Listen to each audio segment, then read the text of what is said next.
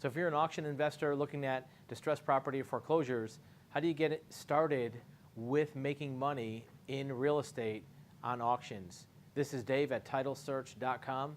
Many of our clients that we do searches for are in the real estate auction investing industry. What they do is they'll find a source or several sources of properties that have either been foreclosed for mortgages, maybe tax liens, tax auctions. Some cases it's even third-party private sector liens such as homeowners associations or even judgment liens. In that case, the auction is usually advertised. There's websites like auction.com and bidforassets.com, and they'll have an auction list. You can look at auction lists, you can read all the blogs, you can look at all the discussions. At some point, you need to take action and go ahead with becoming an investor. The investors that we work with have been doing this for a number of years, some more than a decade, and they all started the same way that you might be thinking.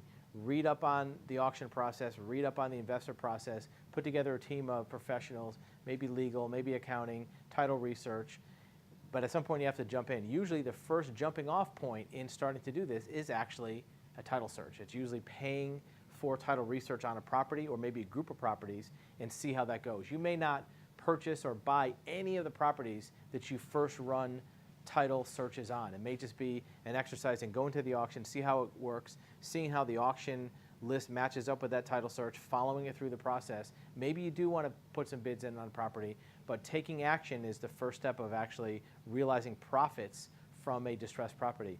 There's a lot of profit being made by our clients in these auction properties. We know that people have been doing this for many years, and for some people it's their only job. It's the only thing they do is go to an auction every couple months, buy a property or two, and flip it for their profit. It's important to do really excellent due diligence so you don't get stuck with something with liens, but that can be accomplished through title searching, through an inspection of properties, making sure there's no mechanics liens or recent repairs that aren't paid for, but at some point taking action is going to be required before you actually start getting profits from these properties.